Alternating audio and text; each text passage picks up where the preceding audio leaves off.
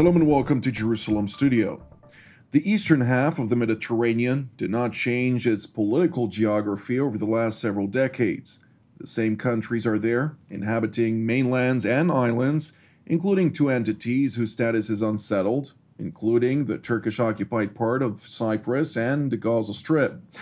Yet what was a quiet sea, seasonal storms notwithstanding, turned into troubled waters because of two factors: the newly discovered resources in contested, exclusive economic zones, and the assertive policy of the Ankara government under President Recep Tayyip Erdogan. This is a subject too comprehensive to squeeze into one talk, so for the first of two parts, joining us from Central Israel is Dr. Eran Lerman, who is the Vice President of the Jerusalem Institute for Strategy and Security and a lecturer at Shalem College in Jerusalem. Welcome. Thank you. Also joining us from another location in Central Israel is Dr. Eytan Cohen Yanarocak, who is a research fellow at the Jerusalem Institute for Strategy and Security as well, and a research fellow at the Moshe Dayan Center at Tel Aviv University. Thank you for joining us. Thank you for having me. And also with me in the studio is our TV7 analyst, Mr. Amir Oren. Amir, give us a broader understanding on the complexities presented in today's topic. Well, we've covered this subject in several recent programs, and what one can emphasize is that right now there seem to be three hotspots. Libya, which is perhaps not the eastern half of the Mediterranean, it's midway through the sea. But Turkey, which of course is part of the Eastern Med, is one of the major factors there. We have Lebanon, both because of what happened following the explosion there in August, and because of the talks with Israel regarding their maritime dispute. But mostly it seems as if the focus is on Turkey. And this is because of the policies which President Erdogan has seen fit to issue, and which perhaps we can discuss here, might be changing. There is some hope that they will not stay constant. But also because recently both the European Union and the United States have decided to sanction Turkey. And obviously Turkey is also European, not only an Asian power, not a member of the EU, but a European power, and a member of good standing in NATO. And the fact that earlier this week the United States has decided to designate both the presidency of the procurement office of the Defense Ministry and for people at the very top of this body because of the procurement of the S-400 system. This is part of what is called CATSA or Section 231 of the law in the United States. The administration didn't really have a lot of leeway because this was congressionally mandated. But nevertheless, we have here, because of a decision by Turkey to purchase a Russian system, we have a crisis within NATO, and the European Union had another problem with NATO. This had to do with the exploration of disputed waters with Greece, which is, of course, both a member of the EU as well as of NATO. Indeed. I'd like to refer my next question to Dr. Cohen Yanarocak. When we're talking about Turkey specifically, this is your line of expertise, we see a lot of different maneuvering being conducted simultaneously when they're dealing, of course, with NATO on the one hand, dealing with the European Union on the other, then suddenly the United States. And Russia is, of course, a big factor, not to forget the Russian presence in the eastern Mediterranean on the Syrian coast, where it won all the tenders. Won may not be the right word for it, but it attained all of the tenders with regard to offshore exploration. And the Turks feel more and more caught up in various regional and global power games and power plays, something that it's very frustrated about, at least from what I hear from Ankara. How do you see the developments actually challenging Turkey at a time when its economy is now with a double-digit inflation and it's seeking to get out of it by means of defense trades and all kind of areas in that sector which are now under sanctions? Well, first of all, I must emphasize that the Turkish decision makers in Ankara, as far as I understand, according to my impression, they came to the conclusion that their precious loneliness foreign policy doctrine is not working anymore. And given the fact that now we are also preparing for a new leadership in Washington, D.C., the Erdogan government is keen on to mend the relationship with the United States. Despite this fact, we witnessed these new Kaatsa sanctions. So in this regard, we are also witnessing nowadays that the Turkish administration is giving us new signals to also end her relations with Jerusalem. Approximately last week, an admiral called Cihat Yaycı, who was considered as the architect of the Turkey's Blue Homeland doctrine in the Eastern Mediterranean, contributed an article to Tel Aviv University's Moshe Dayan Center's Turkey Scope magazine. I'm the editor of this magazine. So we published this article at Tel Aviv University, and basically Mr. Yaycı proposed a new maritime delimitation treaty to Israel. And accordingly, of course, this new maritime delimitation treaty is at the expense of Greece and Cyprus.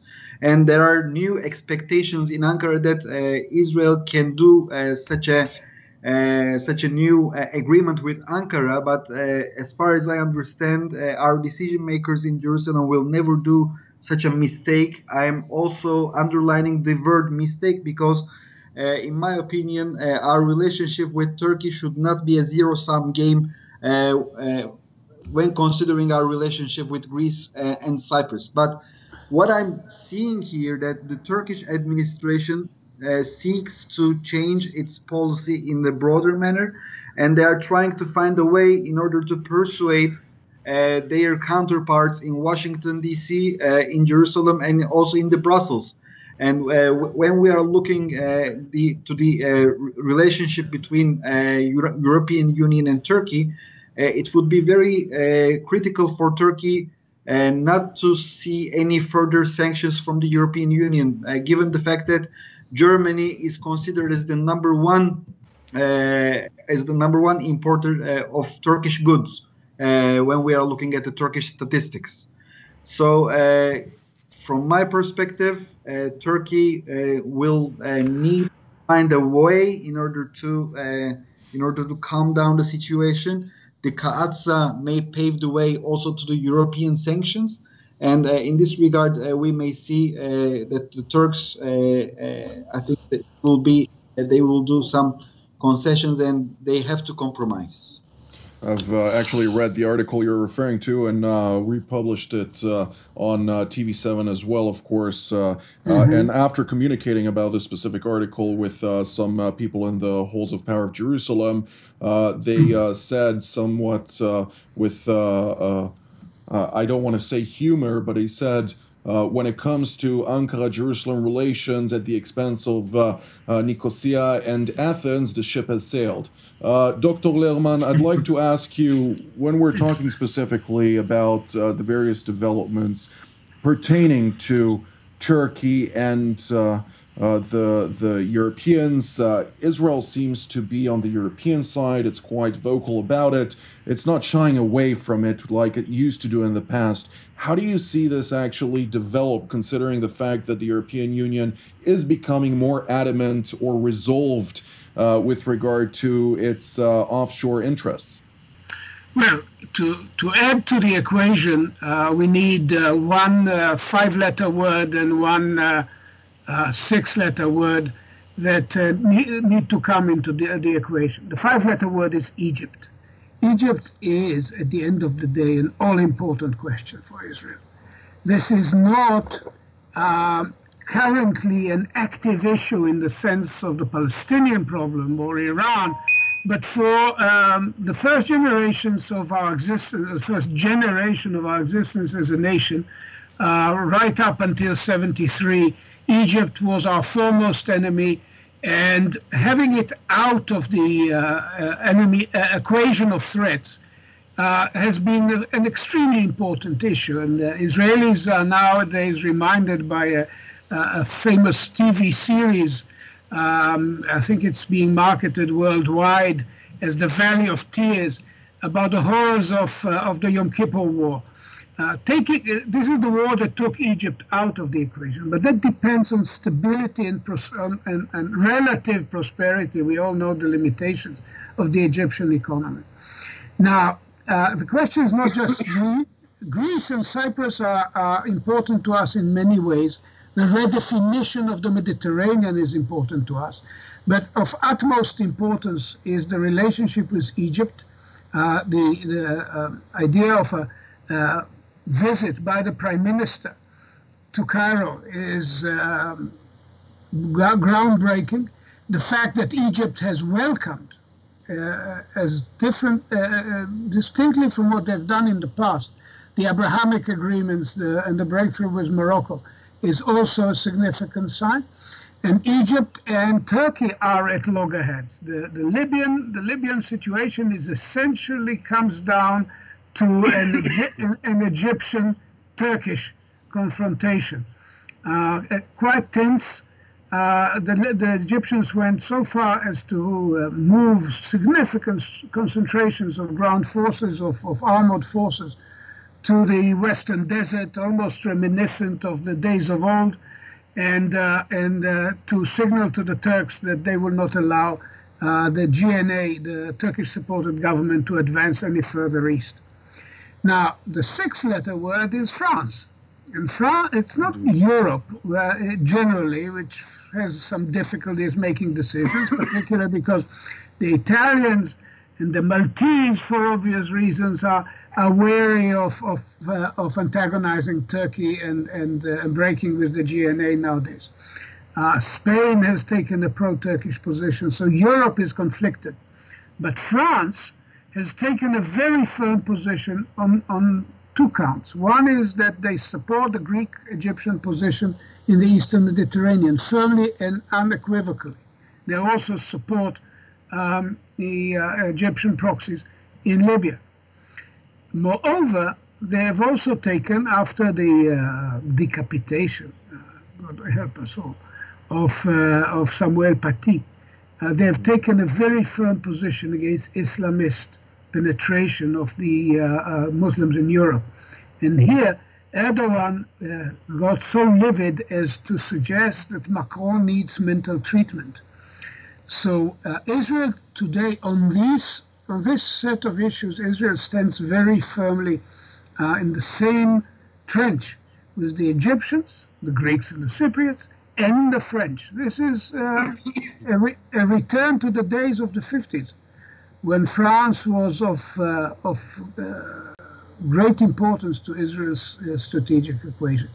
All of this speaks against a turnaround and, by being swayed by a Turkish siren song. But I agree completely with her that we should not think of the relationship with Turkey, certainly not with the Turkish people, who have been kind and hospitable to the Jews of Turkey for many years, as an enemy. Indeed. Erdogan's ambitions are the problem, and not the Turkish people. May I second one of Eran Lerman's points and take issue with another one? France, which he has spoken about, one should mention. It is the only European leader, if we have two leaders now, Germany and France, Britain trying to break out of the Union, right now in the last stages of Brexit. France is the only one with Mediterranean aspirations and presence. Germany, of course, being north of there. And France is also a permanent member of the Security Council. Usually it is not mentioned, but it has a veto power. It can pull its weight. So one should listen when Macron visits Lebanon, when Macron wants the Lebanese to fight corruption. It is not just another neighbor or another country in the neighborhood. I would take issue with the significance which Iran saw in what he called a breakthrough with Morocco.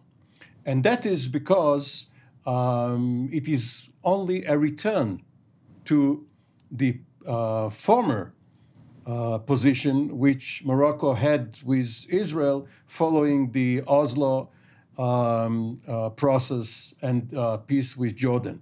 Even though it's a return under an AKP party in Morocco, which is similar to the one that rules Turkey. Yes, but it is still a monarchy, yes, a constitutional one. But in security and foreign affairs, the king calls the shots. By the way, it's similar to the president in France, the division of labor between the president and the prime minister. Now, I happened to look at Prime Minister Netanyahu's maiden speech in the Knesset when he was elected in 1996. And what he said at the time was, I am going to try and upgrade our relations, our normal relations with Morocco, Qatar, Mauritania, Tunisia. And of course, what happened was that 6 years later, no longer under Netanyahu, and for obvious reasons, Morocco downgraded these relations. But the Moroccans right now, and because they know that President Trump is on his way out, President Biden is on his way in, it is not yet clear, what they said was that a return to what was broken 20 years ago is the first step in a process. But the eventual upgrade to full relations, to an exchange of ambassadors, this is not certain yet. Indeed. Nevertheless, when we're looking at the situation between France and Turkey, as all of you mentioned correctly, France and Turkey have been at loggerheads over the Eastern Mediterranean. But from what I hear in Ankara and in Paris as well, the main aspect of this feud is actually about Turkey's increase of influence in Africa. So to what degree is this actually a point of contention over an actual maritime dispute, or rather, is this something of more geopolitical, strategic aspects going down south into Africa? Well, as far as I see, the Turkish military intervention in Libya changed the dimensions and the balances in the Turkish-French relations. Let us also not forget, since the ascension of power of Ahmet Davutoğlu, when he took the office, he launched an opening in Africa, and I'm quoting now, he said that I want Mr. Sarkozy to see the Turkish flags in every country that he's going to visit. Talking about the previous Prime Minister of Turkey. First of all, he was foreign minister, and then he was nominated as the prime minister of Turkey. But he said this quotation. And now he's hospitalized with COVID. I didn't know that. And he said that when he was a foreign minister. So let us not forget, Turkey inaugurated, if I'm not mistaken, during the last decade, 49 new embassies in all Africa. And France, not surprisingly, seeing this as a penetration into its own territory. Besides that, we also should not underestimate the Turkish-French friction in Lebanon. Right after the huge explosion that took place in the Beirut port, we all have witnessed that the Turkish Vice President Fuat Oktay paid a visit there, and he tried to undermine the French influence in Lebanon. And also, let us not forget Cyprus. The French are also penetrating into the southern Cyprus. And they are basically creating a huge headache for the Turkish military when they sent their war jets to Cyprus. So this is like a chess game. In the Eastern Mediterranean, we are also seeing that the French is sending its Charles de Gaulle warship, and the Turks are seeing this as a very important threat and challenge. This is a sort of we can say, a real friction. And let us also not forget the Turkish ghost ships triggered the Operation Irini in the Eastern Mediterranean, and also the French Navy and the Turkish Navy, they also deteriorated in a very tense environment when the French Navy wanted to conduct a search in the Turkish flagged ships. And as a result, we happen to see also another important tension took place in Paris when the Charlie Hebdo published another cartoon of Mr. Erdogan. And later, we all happened to see the another beheading terrorist act in Paris. And as a result, Mr. Macron took an unprecedented decision, and he sought to limit the nomination of foreign imams, of foreign religious to France. In a way, he tried to minimize and limit the influence of the Turkish Directorate of Religious Affairs in France. Today, the Turkish Directorate of Religious Affairs has branches in Paris, Bordeaux, Lyon, and in Marseille. And when the Turks are facing such sanctions, they are also very much anxious that these sanctions may create a domino effect. And their biggest fear is that Germany will also adopt such measures. Let us not forget the German police conducted a raid against the Mevlana Mosque, which is located in Berlin. And these mosques are under the sponsorship of the Turkish Directorate of Religious Affairs. And from Turkish perspective, this is crucial because thanks to this organization, Turkey can maintain its own influence on its own diaspora. So this is very, very deep. It's not only Africa. Yes, I agree with you that the main friction is caused by the Turkish penetration in Ankara, but it's bigger than that. Dr. Lerman, we don't have very much time for this part of the two program series, but I'd like to hear your take. To what degree do you see the complexities in the Eastern Mediterranean actually bolster Israeli relations with Egypt at a time of close cooperation, not only in the Eastern Mediterranean, but also elsewhere? Well, they've definitely had a very significant impact on the deepening and the level of intimacy in the relationship, the military level, intelligence level, even at the highest political level. As I said, it's been years and years since the Prime Minister actually could contemplate a visit in Cairo.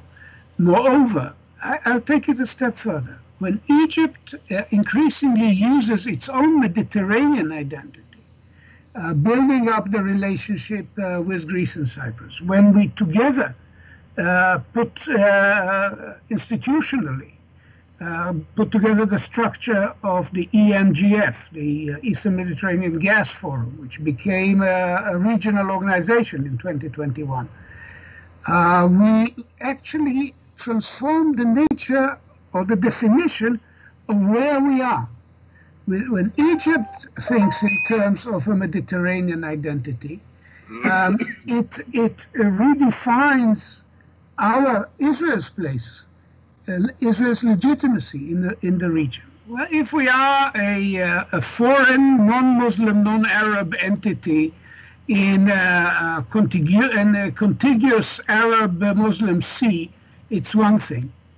If we are part of a mosaic of Mediterranean identities, and Egypt looks at itself as did the great intellectual Taha Hussein in the first half of the 20th century, as a Mediterranean country with strong Mediterranean interests and strong Mediterranean connections, then Israel's place in the region is much more natural.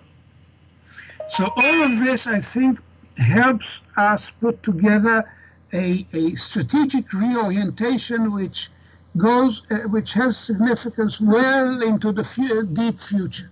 Now, we all hope to see Turkey find its place within that structure. When you read every joint statement that came out of the tripartite summits, the eight that we had with Greece and Cyprus and the ones that they had with Egypt in parallel, and the statement that was issued upon the establishment of the EMGF as a regional organization, none of them excludes Turkey as such, but they do speak of like-minded nations, nations dedicated to similar purposes. Mm-hmm. This could be the case if Turkey changes course or changes leadership. Mr. Oren, we don't have very much time left, so in short, before we conclude today's program, how do you see everything developing in the near future on the aspects of Israeli involvement in the Eastern Mediterranean? Well, perhaps not in the very near future, but one does have hope. You know, like American authors used to speak about the character and spirit of the Mississippi River, the Mississippi-Missouri River. And there is something about the Mediterranean spirit. If one walks along the Corniche in Alexandria, in Tel Aviv, in Beirut, in Nice or Marseille, it's the same Mediterranean. And hopefully we will get to a time when we are all going to be Mediterraneans. Indeed. Well, this is all the time that we have for today's program, but we will resume our discussion on the Eastern Mediterranean, which has still many angles to be discussed and analyzed. So I'd like to thank Dr. Lerman, Dr. Cohen Yanarocak, and Mr. Oren for being in today's panel, and we will see you soon again for the next panel on Tuesday. So I'd like to thank you all for joining us, and we will see you next time.